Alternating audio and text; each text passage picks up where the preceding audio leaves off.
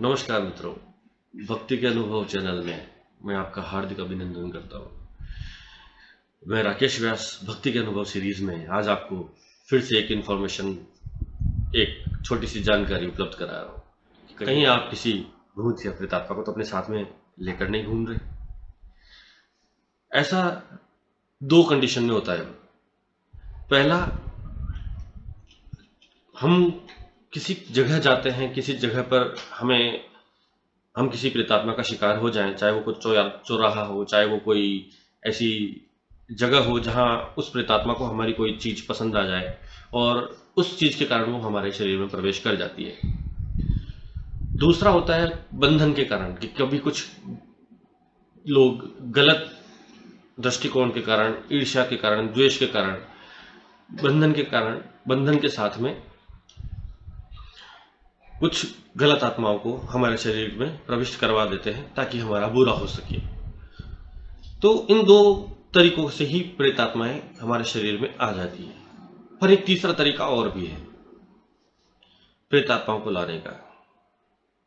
वो है आपके स्वयं का स्वार्थ।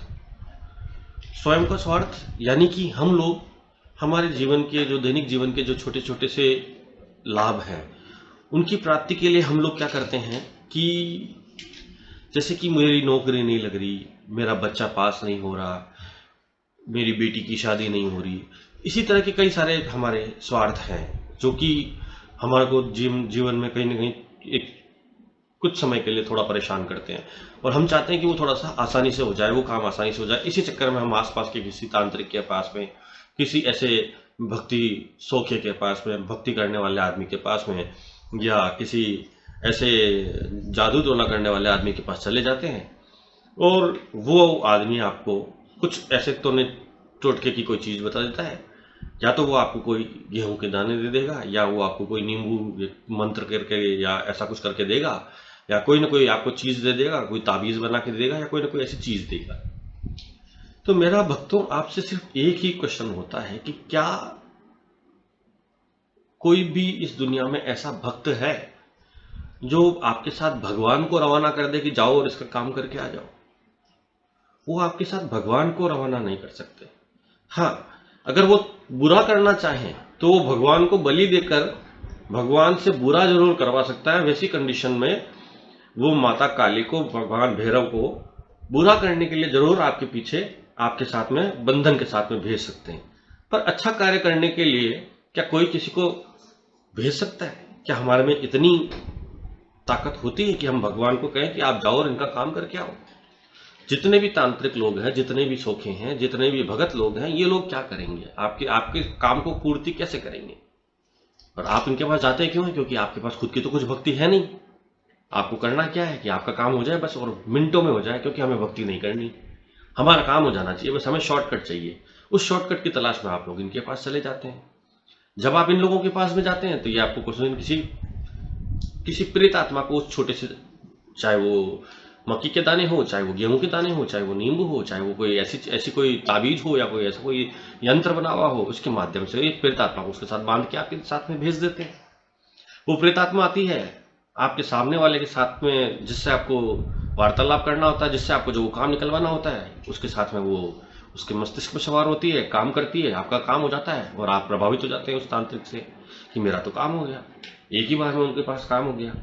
कई बार लोग आप जाते हैं कि हमारे घर में तो भगवान आप कुछ कृपा कर दीजिए, ऐसा कुछ दे दीजिए जो हमारा काम करता रहे। उनको परमानेंट ही भूत मिल जाता है, ये ले जाइए घर में। कुछ दिनों तक भाइयों सब कुछ सही चलता रहेगा, थोड़े दिन आपको ये सब कुछ बहुत अच्छा लगेगा, पर वो जो शरीर में आपके प्रेत आ चुका है, अगर उस तांत्रिक के पास प्रेतात्माओं की संख्या ज्यादा है, उसको ज्यादा जरूरत नहीं है, तो वो प्रेतात्मा अब आपके शरीर में है और अब वो आपके शरीर में रमने लगेगी। एक प्रेतात्मा को शरीर में रमने में कम से कम 1 से 2 महीना, अगर बहुत ताकतवर जिन्नात आदि कोई बड़ी प्रेतात्मा होगी तो आपके शरीर में 2 महीने में रम जाएगी। और अगर वो कोई ढीली ढाली या कोई ज्यादा ताकतवर आत्मा नहीं हुई तो उसको शरीर में रमने में 8 साल लगते हैं। तो 7-8 साल की जो प्रेतात्मा है या 10 साल की जो प्रेतात्मा है, अब वो आपके शरीर पे अधिकार जमा लेती है। अधिकार जमाने के बाद में वो चाहती है कि अगर उससे गुलाब जामुन खाने हैं तो आपसे गुलाब जामुन खाने के लिए आपको दिमाग को विवश करेगी। आपकी मानसिक प्रवृत्ति उसी तरह की बन जाएगी कि आपको वही खाना है। अगर आपको नॉनवेज खाने का शौक है, उस प्रेतात्मा को अगर नॉनवेज खाने का शौक है तो वो आपसे नॉनवेज खाने की बात करेगी। अगर वो प्रेतात्मा हनुमान जी की भक्त है तो वो आपको आपकी प्रेमिका से नहीं मिलने देगी, क्योंकि हनुमान जी तो ब्रह्मचारी है और उसको भक्ति का शौक है। तो प्रेतात्मा जो चाहती है वो वैसा ही आपको बना देगी। 8 साल बाद आपके शरीर पे पूर्णतया उसका कब्जा होगा, न कि आपकी आत्मा का, क्योंकि आपकी आत्मा, ये शरीर जो है एक धर्मशाला की तरह है। हमारी आत्मा बिल्कुल सुषुप्त अवस्था में हमारे यहाँ पर विराजमान है। वो जागृत कब होती है? जब उसका भगवान से हम मिलान करते हैं, जब हमारे मन से हमारी भगवान के लिए एक प्रार्थना निकलती है, एक भाव निकलता है, एक रेगुलर प्रार्थना में बहुत शक्ति होती है मित्रों। तो जब हम रेगुलर प्रार्थना करते हैं, भक्ति करते हैं, तो हमारी वो आत्मा जागती है, हमारी एक तरंग जुड़ जाती है भगवान से, और वो सुषुप्त जो हमारी आत्मा है वो बलवान होने लगती है, ताकतवर होने लगती है, उसका शरीर पर कब्जा है। ये वैसी ही बात है जैसे कि एक प्लॉट पे एक आदमी का, एक मालिक का कब्जा है, पर वो मालिक कमजोर है, वो उस प्लॉट का ध्यान नहीं रख पाता, तो दूसरी आत्मा आती है और उसको कब्जे में ले लेती है।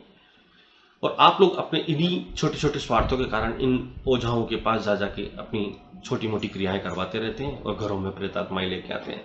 तो मेरा आज का जो ये टॉपिक था, मेरा यही टॉपिक था कि कृपया आप अपने छोटे छोटे कार्यों के लिए किसी भी पास के तांत्रिक ओझा, किसी भगत के पास में, ऐसे के पास में न जाएं जो कि गलत कार्य करता हो, और कोशिश करें कि भगवान से प्रार्थना करें। अगर वो आपके भाग्य में है तो वो आपको जरूर मिलेगा। भगवान को अगर उचित लगेगा तो वो आपको देगा।